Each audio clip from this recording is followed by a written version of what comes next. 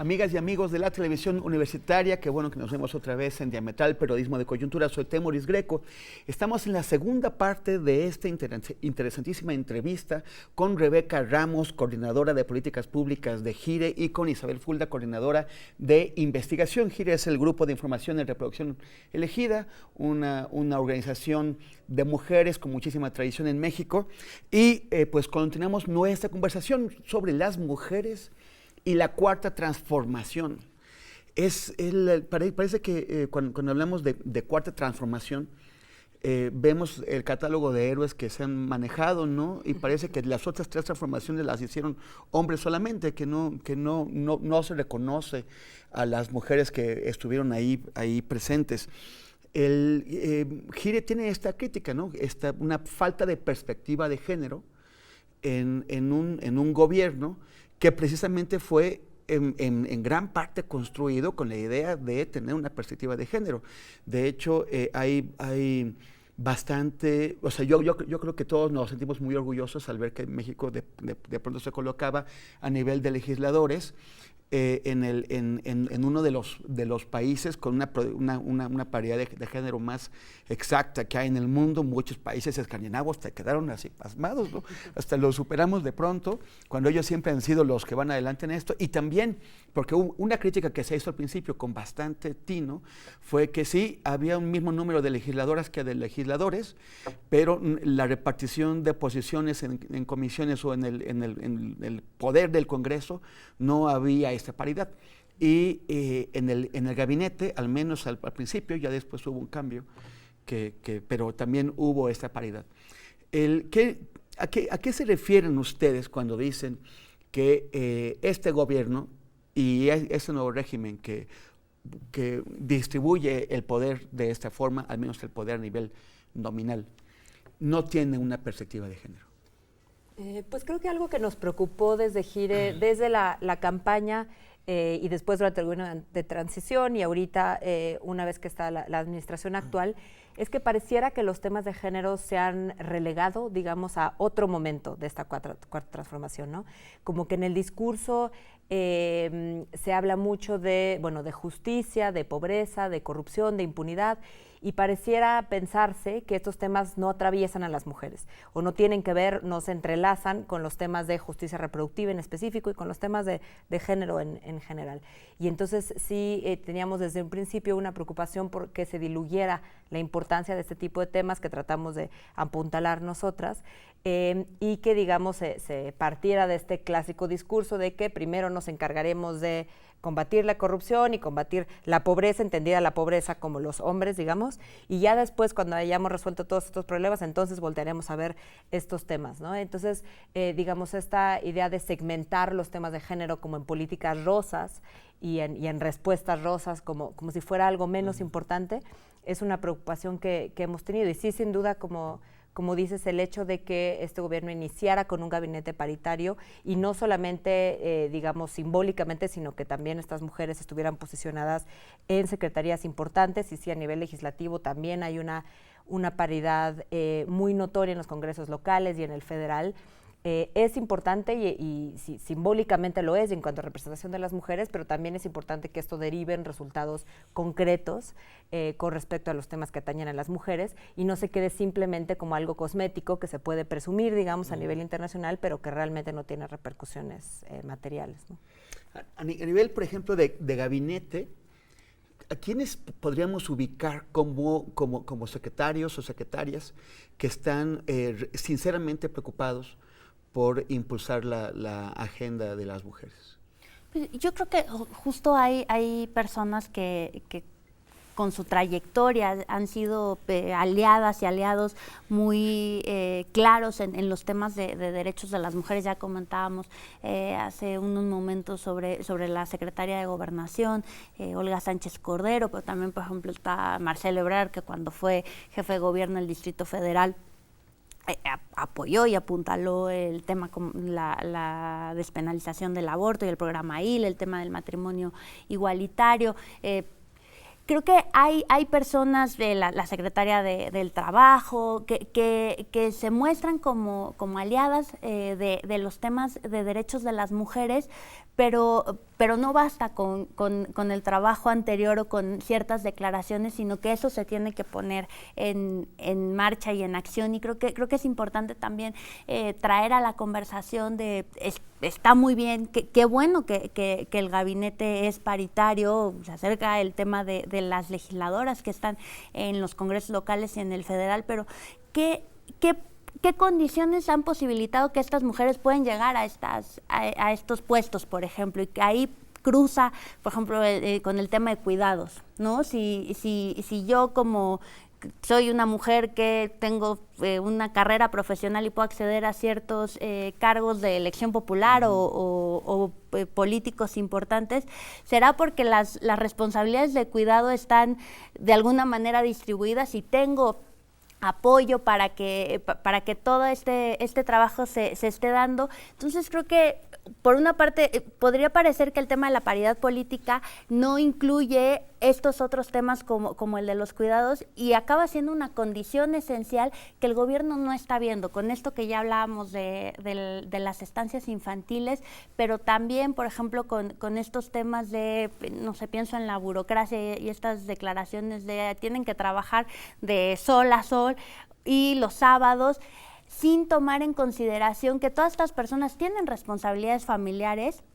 y que para que haya una participación política, si tomamos en cuenta en nuestro contexto, el de México, las mujeres son las que se quedan en casa cuidando a estos hijos y no pueden participar, por ejemplo, en política, como muchas de estas mujeres sí han tenido la posibilidad. Entonces, como que luego hay estos puntos ciegos que vemos en la administración actual, que no se están haciendo cargo justo de esto que ya comentaba Isabel, de estas situaciones que atraviesan el género. La pobreza, la corrupción, la impunidad, están atravesadas por el género, y parece que a pesar de que haya aliadas y aliados en el gabinete y en puestos muy importantes, no acaba de llegar a la política pública o a la acción pública en estos temas. La discusión feminista muchas veces va más adelante de la discusión que se está dando en la sociedad.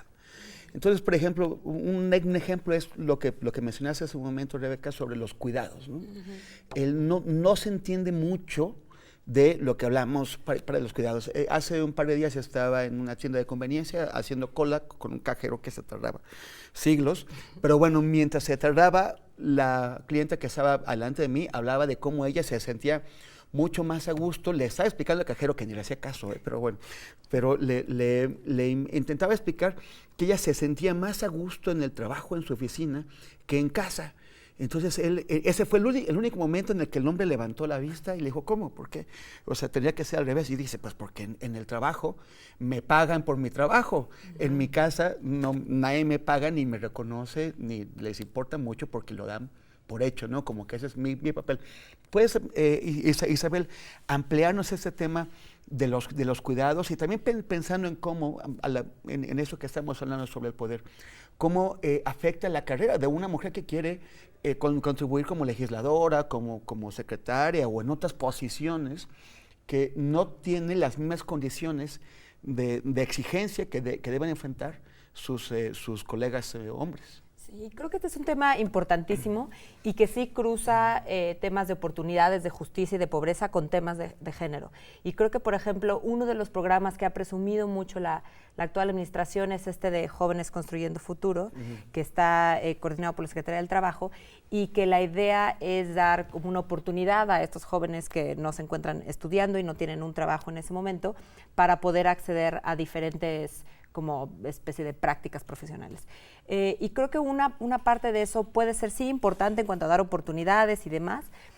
pero sí desdibuja el tema de género y entender esas, digamos, fuera de la categoría jóvenes, quiénes son las mujeres dentro de esa categoría y por qué no están estudiando ni trabajando, ¿no? En ese sentido puede ser que no es porque no estén calificadas, sino porque están cuidando de otros. Entonces creo que también a ese tipo de cosas, de estos planteamientos de política pública, sí hace falta esta perspectiva feminista, que además está muy diagnosticada, existen todo este tipo de, digamos, no estamos inventando el agua caliente, ¿no? Sabemos que las mujeres, las jóvenes, muchas de ellas desertan la escuela a veces por embarazos adolescentes, lo cual es un tema importante, pero también porque están cuidando a sus hermanos, están cuidando a sus padres, están cuidando a algún adulto mayor en su casa, ¿no? Entonces, sí creo que estos temas, por ejemplo, de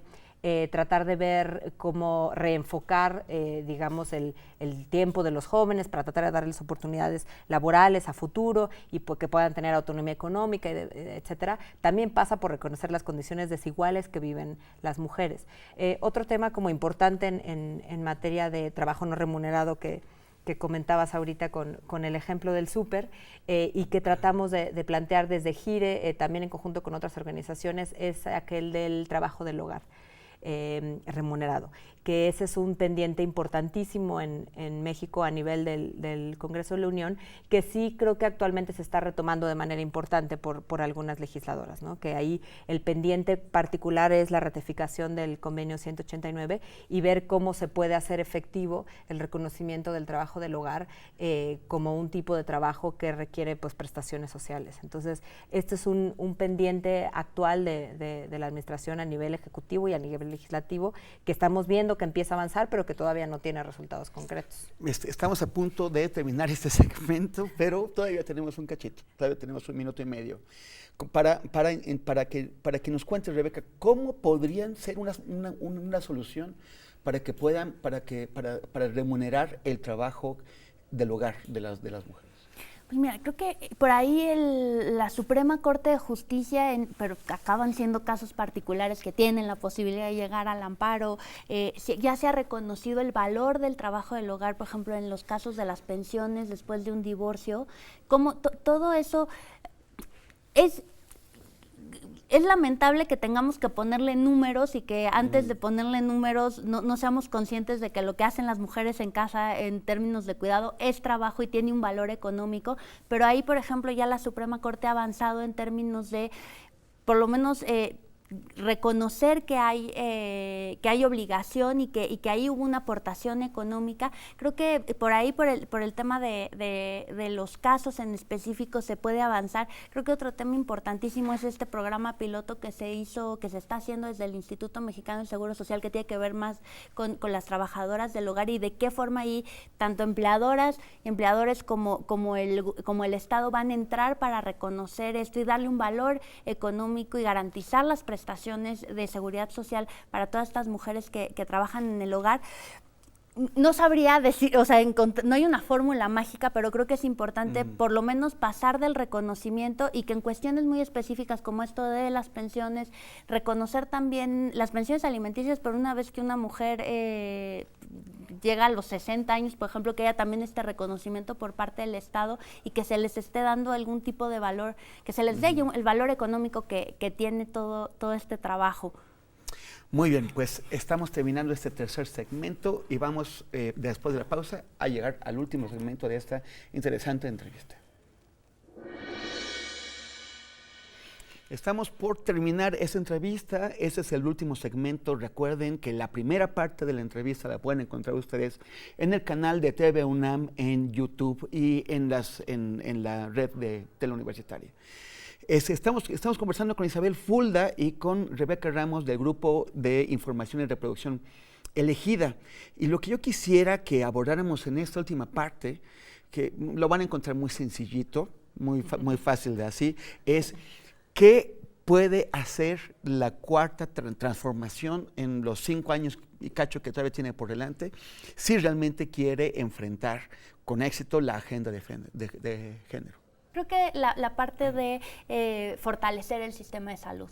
¿no? En general eso es un pendiente que lleva años, el tema del acceso a servicios de salud en general para la población, pero en específico los servicios de atención obstétrica que van desde la provisión de anticonceptivos hasta la atención del embarazo y del parto. Es increíble que en un país como México sigan ocurriendo muertes prevenibles por causa de un parto, que las mujeres mueran en el parto y que el tema del aborto sigue estando en los códigos penales, ¿no? Cuando se trata de una decisión que tiene que ver con una cuestión muy íntima de una mujer en específico, específico. Entonces, creo que yo empezaría por ahí. Creo que otro tema que es importantísimo y que lo hemos venido hablando a lo largo de toda esta entrevista es el tema de los cuidados.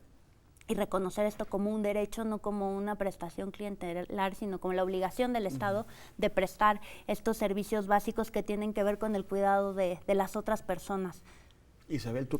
Sí, qué temas? bueno, en general coincido, creo que la reestructuración que pueda tener o no el sistema de salud es actualmente una gran incógnita que tenemos sobre los 5 años por venir, o 5 años y medio por venir, y que creo que pudiera ser muy prometedora o no, ¿no? O sea, digamos, el presidente ha anunciado que el Seguro Popular desaparece, pero que de alguna manera se va a plantear una alternativa en la cual deje de haber esta enorme desigualdad que sin duda existe actualmente entre los sistemas que tenemos y el cómo, dependiendo del sistema al que uno pertenece, tiene más o menos derecho a ciertos servicios de salud. Entonces, sin duda sí sería importantísimo garantizar al menos servicios básicos de salud, sí, en relación con el trabajo de Gires, servicios de salud obstétrica de calidad, independientemente de la derechohabienza que uno pueda tener, pero habrá que ver cómo es que se garantiza esto, ¿no? Digamos, podría esto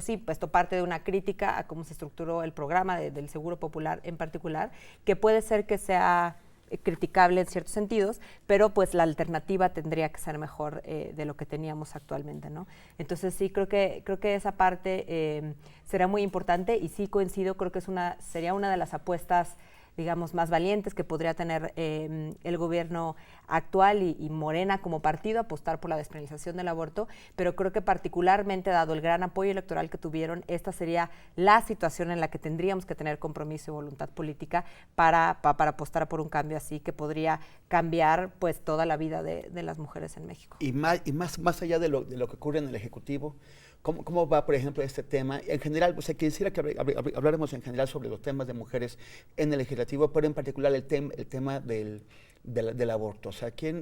hay una receptividad, hay interés, hay la posibilidad de que más allá de algunas iniciativas aisladas pueda realmente pasar a ser un punto troncal en la agenda del Legislativo. Pues hemos visto varias iniciativas presentadas tanto a nivel del Congreso de la Unión como de los congresos del Estado. Esto es algo que no es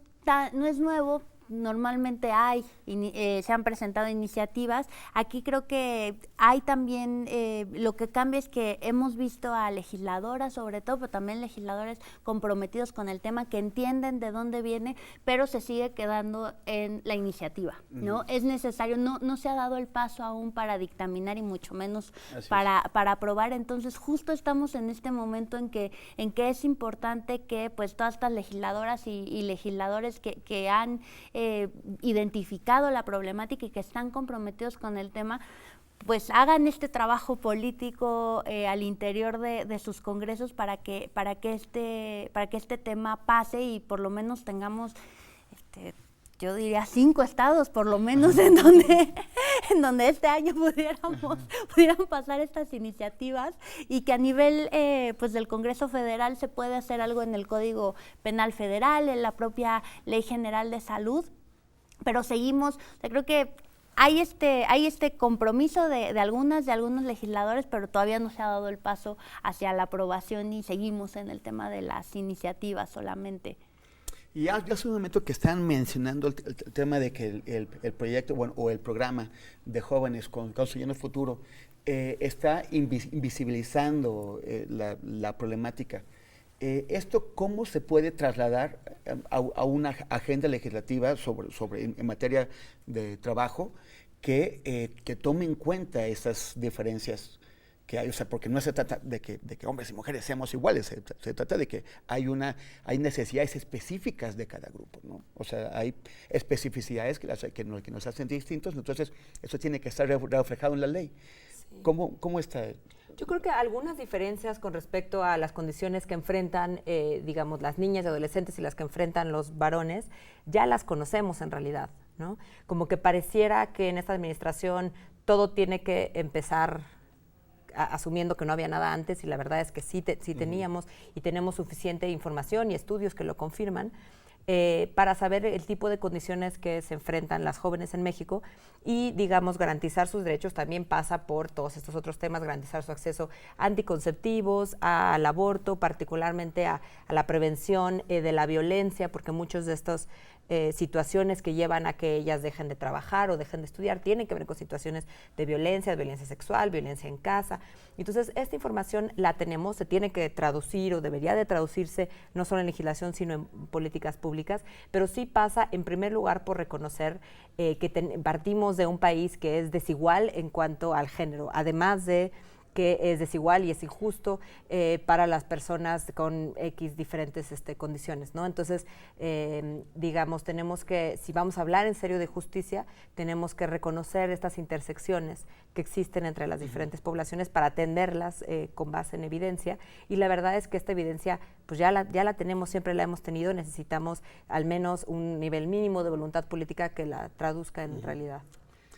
Hablábamos de paridad en el Congreso, paridad en el gabinete, pero esto, vivimos una ficción, me pregunto, a nivel de política pensamos que todo tiene que resolverse en repartición de cargos, de posiciones, pero esto, ¿cómo se traduce a nivel social? O sea, la sociedad mexicana está entendiendo estas cosas, estos mensajes que estamos enviando, o están diciendo quién sabe qué les pasa y están perdidos en el espacio.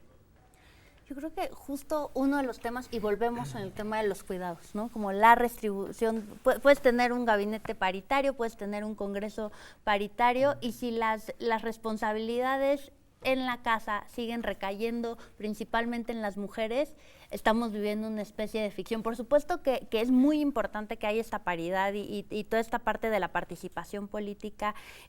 tiene un impacto muy importante en la vida pública, pero esto se tiene que traducir al día a día de nosotras como mexicanas y como mexicanos, y una parte muy importante pasa por este tema de la redistribución, la corresponsabilidad en el tema de los cuidados, de qué manera el Estado le va a entrar en estas situaciones. Ahorita me quedaba pensando en la pregunta que le hacías a Isabel, por ejemplo, el tema de las licencias de paternidad, son 5 días.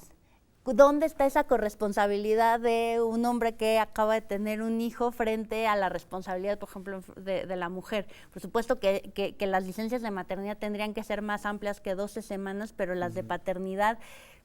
parece absurdo que en la ley sean de 5 días y que además el Seguro Social no la pague, sino que corra a cargo únicamente del empleador. Entonces, todo ese tipo de cuestiones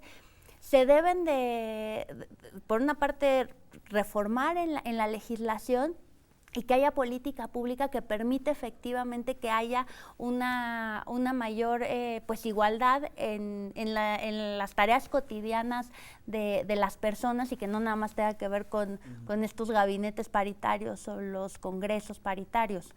Pero creo que también, retomando algo que mencionabas anteriormente sobre cómo a veces los temas de feminismo y demás parecían ir más avanzados en la sociedad que lo que están en el discurso público, también creo que sin duda a veces existe esta idea de que una cosa es la ficción, digamos, de que podríamos presumir el gabinete paritario, pero eso no se traduce en la composición de la sociedad. Pero también creo que al menos entre las jóvenes en México sí existe un impulso muy importante, que podría ser, que no necesariamente viene del Estado, digamos, ese sí viene desde abajo y es un movimiento social, no solo en México, sino en la región y en el mundo, que podría ser recogido también por parte del Estado. O sea, en el tema específico del aborto, sí creo que no está desvinculado, pues, el hecho de que pueda haber legisladores que promuevan este tipo de iniciativas de despenalización, y el hecho de que hay jóvenes organizándose a nivel local en los estados de manera muy importante en los últimos años, lo cual creo que es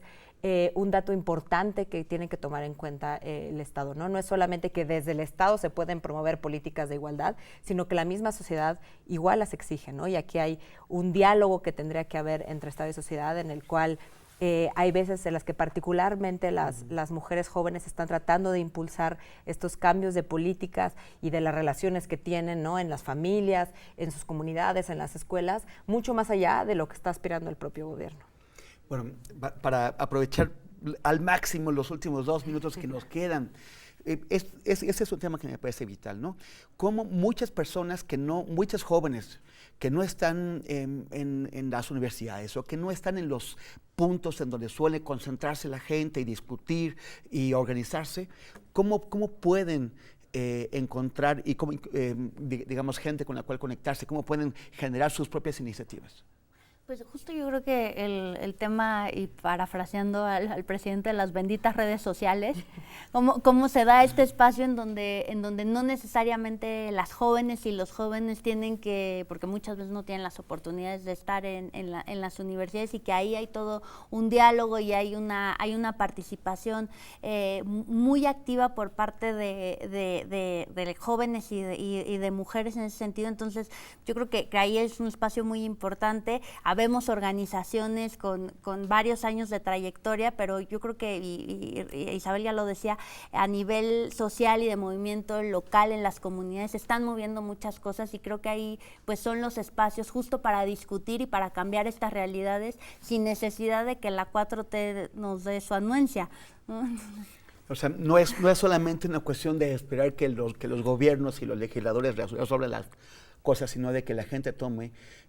los asuntos en sus propias manos. Isabel Fulda, Rebeca Ramos, muchísimas gracias. Ellas son del Grupo de Información y Reproducción Elegida, GIRE, y nosotros nos vamos sábado. Pensaremos en todas esas cosas que nos han dicho. Nos vemos el próximo sábado en Diametral Periodismo de Coyuntura. Soy Temoris Greco. Muchas gracias, amigas y amigos.